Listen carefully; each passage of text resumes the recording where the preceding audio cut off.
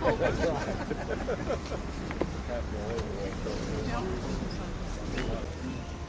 through the archway of the Bywood Tower. We're now in the outer wards of the tower itself. That is to say, we are between the inner and outer walls. These inner walls behind me are up to 50 foot high. The outer ones across there are up to 25 foot thick. On my right lies Mint Street, so called because this was where the Royal Mint was first established. All the coins of the realm, be they gold, silver or whatever, used to be minted within this small street. The Royal Mint got too big for this place though and was moved elsewhere in 1810. The street now forms part of the casemates, which means fortified dwellings, and it's where a lot of my colleagues and their families live. Behind you, through that narrow archway across there, lie a series of doors and gateways. That is the royal entrance or sally port. Royalty, either residing in the town or indeed just visiting, would use that small entrance across there instead of coming through the dirty narrow streets of London every day.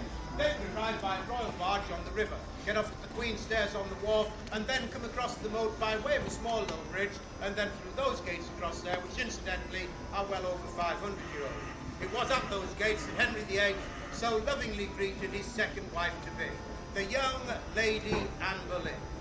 He took her in his arms, kissed her full on the lips, and promised his undying love for her, and then said, "I will look after you for the remainder of your life." And he did.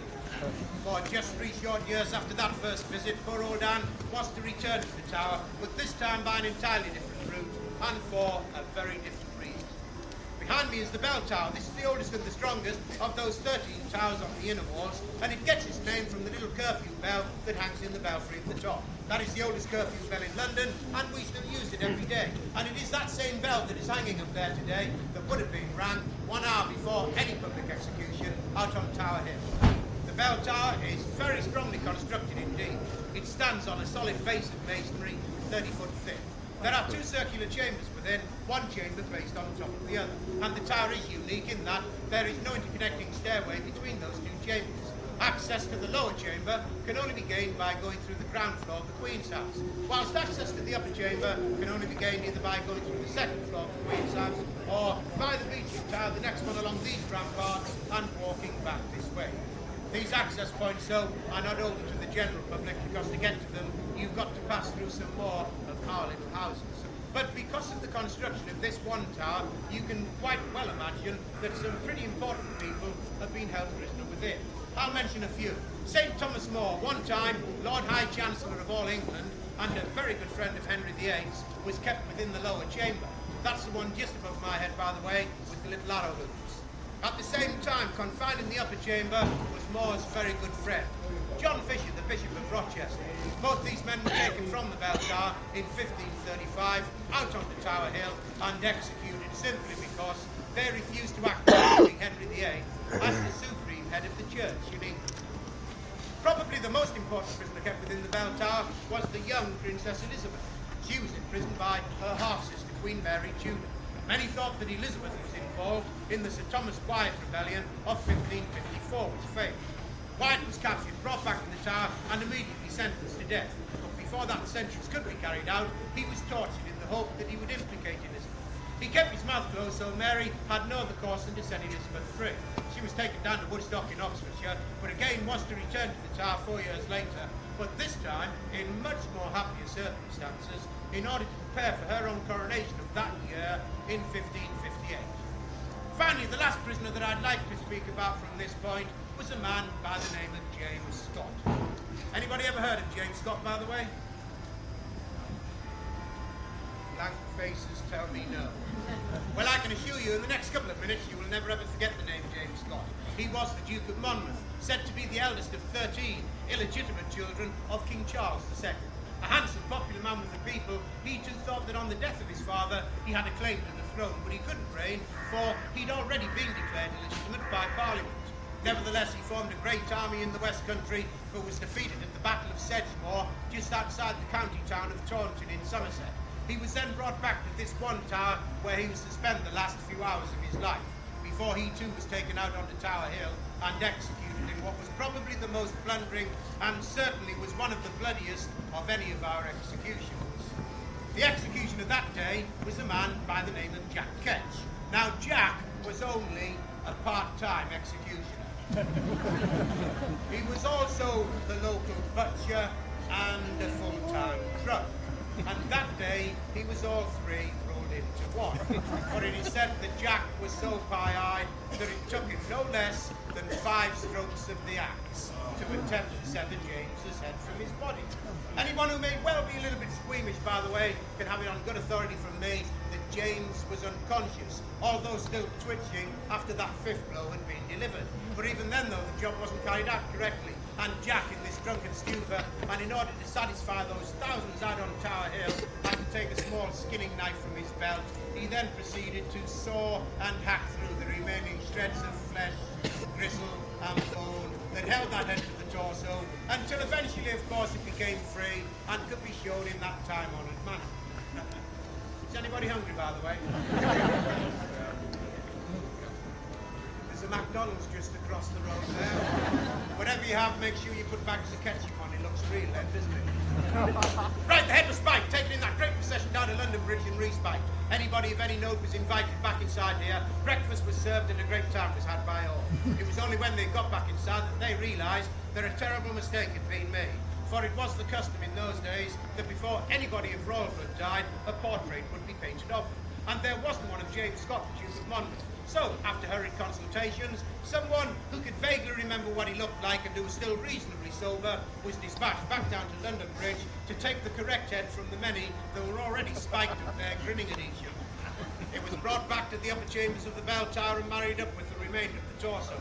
There, waiting impatiently, stood the Surgeon Royal, with a needle in one hand and lots of thread in the other, and he rapidly stitched that head back upon the torso. He then placed a silken scarf or a ruff around the neck to hide all that handiwork up. Finally, the royal portrait painter was sent for and was given 24 hours to paint the picture. And you know, he completed that task, and people who gazed upon that portrait in later years were often heard to remark upon how pale and detached the subject looked upon it. Well, you now know the reason why. What was his name? James. Dead right. Let's go on a bit further. Today, the first reason is I've got a bit of a cold and I want as many people as possible to share that experience with me. And secondly, I've got an awfully sore throat and I want to strain my voice. And I didn't hear one single sigh of sympathy whatsoever. Too late now, it's about it. How many Americans have we got with us today, by the way? Now, that was probably the reason why. Tell me, whilst I've got somebody you all in one spot, you can answer the question for me. Are you all here on holiday or just to learn the language? And I'm only kidding. I don't want anyone writing naughty little letters in about me. My name's Smith. Anybody here from Arkansas, by the way? Shall I rephrase that then? Who won't admit that they come from Arkansas? I only asked my brother yesterday about that smashing real estate. Good fishing in Arkansas, if you know where to go. Anyway, I digress. Ladies and gentlemen, we now stand beside one of the most famous or infamous gates for that matter in the history of the world. For before you lies Traitor's Gate. And for all you lovely Americans, you know what it was originally called? Watergate. Seems to be a moral there, sir. Anyway, we had it long before you lot. This one was built by King Henry III. He wanted a safer and more convenient way of bringing stores and business into the town. Now, it's called Watergate. Why did we change the name to Traitor's Gate? Well, that's to do with much later times when many of the later would have come through these gates here, including four queens of England. Queen Anne Boleyn, Queen Catherine Howard, Lady Jane Grey, the uncrowned Queen of 9 days only, and of course the young Princess Elizabeth, who later became Queen Elizabeth I. High dignitaries of the church were no exemption. Archbishop Cranmer, Bishops Latimer and Ridley all came this way before they were taken further on to Oxford to be burnt alive instead. All these people would have been met at this spot by yeoman warders and escorted by that small archway there to the dungeons or to the cells and to await whatever fate had in store for them. Behind you then lies the bloody tower. It was only called the Garden Tower because it gave access to them and overlooked their terrible storm. But because of the many tragic and bloody crimes that were politically involved in that building, it soon got that name. And surely one of the most tragic of all those many crimes was that of the murder of the 2 boy princes in 1483, Edward V and his younger brother, Richard the Duke of York. They were allegedly murdered conferred it on the orders of their uncle, the Duke of Gloucester. He later became King Richard III, who was only to last for a further 2 years before he was to lose his life at the Battle of Bosworth Field in 1485. Now, after the two boy princes had been smothered to death within the Bloody Tower, they were taken out the following morning and secretly buried on the south side of the White Tower, to remain there for 191 years, until workmen during the reign of King Charles II, carrying out some improvements in that area, pulled down a little stone stairway. Hidden in the stairway was found a wooden chest, and within that chest were found the remains of 2 small bodies. Experts of the day examined those remains and said that beyond any reasonable doubt, they were those of the 2 boy princes. On the orders of the king, they were removed from the tower, taken to Westminster Abbey, and placed into what we now know as Innocents' Corner. And there they remain right up to this present day. Now, if you remember, down at the Bywood Tower, I mentioned drop gates. Look again at the archway to the Bloody Tower, and you'll see another drop gate hanging there, which is well over 700-year-old and still in perfect working order.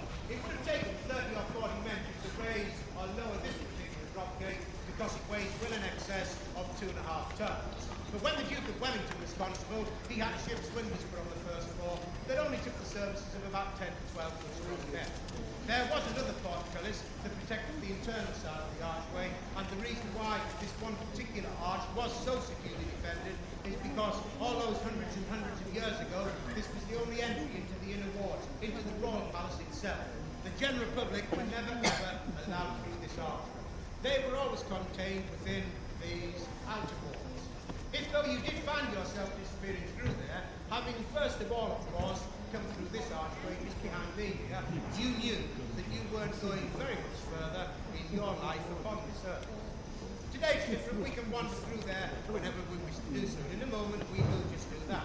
As we do, once you flee the archway, if you glance to your right, you'll get your first view of that first tower at the the Great Norman Keep or the White Tower.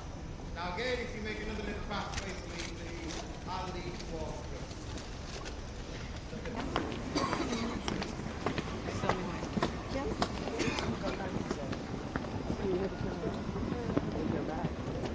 Yeah, but I want you to know.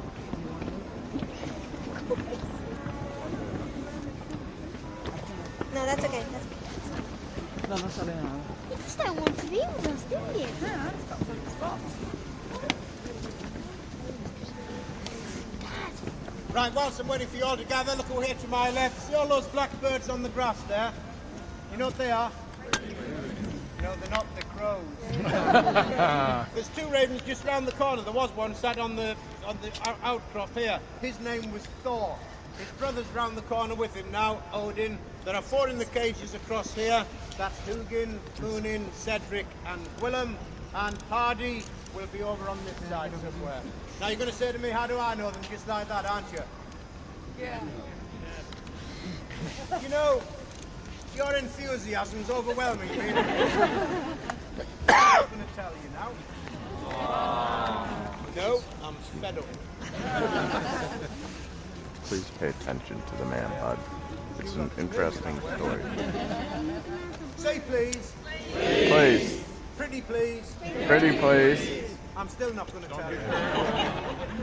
Anyone notice the little badge that I wear on my arm? See it? What's on it? A crow. I'll give you a crow.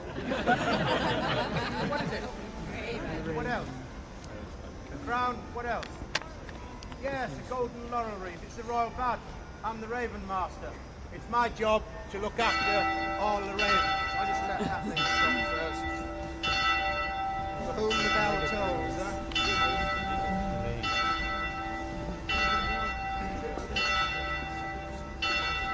Thank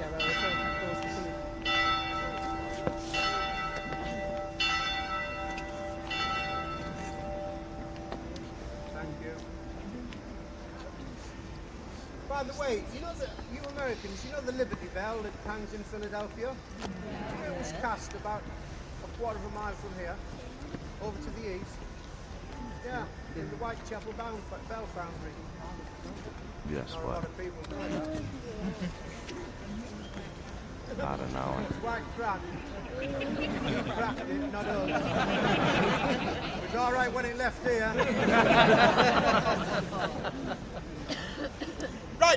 tell you something about the ravens, just quite quickly. Now, when you do find the ravens, they are not tame, they are wild. If you go onto their territory, particularly at this time of the year, the males will attack because it's coming into their breeding season. That's why 4 of them are locked away at the moment. Put your finger out, they'll liable to take the finger end out right off.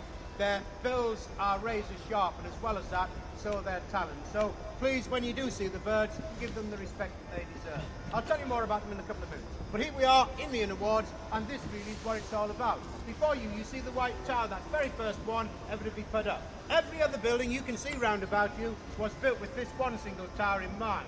Work commenced on building this one in 1078, and it took about 20 years to complete. The work was carried out under the direction of a Norman monk called Gundulf of Bex, who later became the Bishop of Rochester. The tower stands 92 foot tall, it is almost 4 square in plan, and the walls down at the base are 15 foot thick. They taper to something like 11 foot thick right at the very top. On top of the tower there are 4 turrets. 3 of the turrets are square, 1 is round. The round one, in fact, you can't see from here. It's on the far side, the northeast corner, and that is where the Royal Observatory was first established.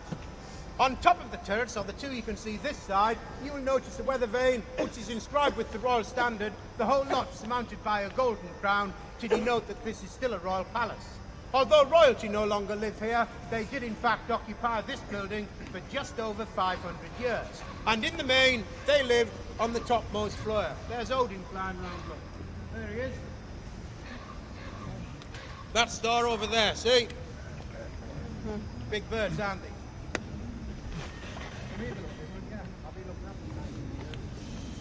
Right, where'd I get to? Because I've forgotten now.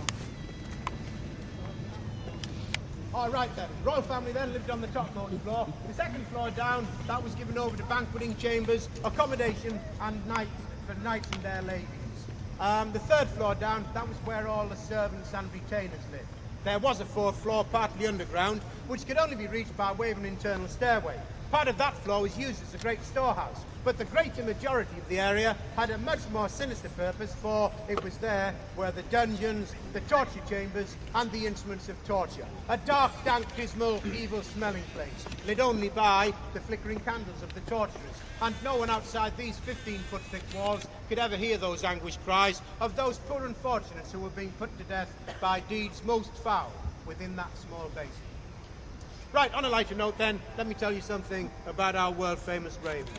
Now, the origins of these birds is unknown, but it is thought that when this white tower was first built, they would have nested in the high turrets and scavenged for food in the surrounding areas. So successful were they that by the mid-1660s, there were hundreds and hundreds and hundreds of them here, nesting all over the place. As you can see, they are rather large birds, and when they've been fed too rich a diet, they're inclined to make an awful mess of the place. So much so that the Astronomer Royal, who was based in that northeast corner turret, remember, one day had to approach the king and say to him, "Sire, how do you expect me to keep you up to date with all my scientific calculations when I can't even find the instruments, never mind see through them, due to the mess that these ravens keep leaving everywhere?" He said, "Even when I do find a telescope that I can see through, 9 times out of 10, peering back down the barrel at me, is one of these great damn black birds." So he gave the king an ultimatum. He said to him, "Either they go or I go." And forthwith, the Royal Observatory was moved downstream to Greenwich. It was one of the reasons it left this place. Sometime later, it was our turn to complain. We approached the king and said, "Get rid of them." In a fit of temper, he said, "Right, I will." It was only then he was reminded of the old legend that if the birds ever leave, this great white tower will crumble and fall down, and along with it will fall the country and the monarchy. That frightened the king somewhat, for the king was King Charles II, and he was very mindful about what had happened to Charles I. He'd had his head chopped off. So he said, "Right, by my royal decree, we'll always keep 6 here." And from that day, we've always kept 6. And to show that we're not superstitious at all, we normally keep 2 extra birds. Only got 1 today, but don't worry, there's a further 12 in various wildlife parks throughout the country. So we are quite self-sufficient in ravens, thank you very much. Now, as I said, it's my job to look after them. I feed them twice a day on good red meat. They have their own 5-star accommodation in little cages behind the walls across here. They've got hot and cold running water, electric light and heat for the winter. But just in case they do get a little bit of wanderlust, I do trim one wing for them ever so slightly so they can't fly that far. Now the trimming of this wing does not hurt the birds at all. I never ever trim any of the flight or primary feathers, just the small lifting feathers that grow along the trailing edge of the wing next to the body. And even then, I only trim every other feather. It's rather like you or I having our fingernails trimmed. Now you may well say, why only trim one wing? Well, I've already said the birds are large. Hardy, our largest bird, and incidentally our oldest, in a couple of weeks' time he'll be 25. He has a wingspan of 4 foot. Now if you trim both of his wings the same, he'd simply flap them and fly straight off. But by only doing one, it unbalances them. They don't like flying too much, and when they do, they go around in circles anyway. So when they are flying, if you stand this side of the White Tower, you'll see them going round and round and round, all in convoy, until eventually, of course, they either get too tired or too dizzy. They then normally crash land back down here. So, that means they'll always stay. It also means this great white tower will always remain. But much more importantly than any of that, it also means that I shall never be out of a job. You make another little pathway for me. We've got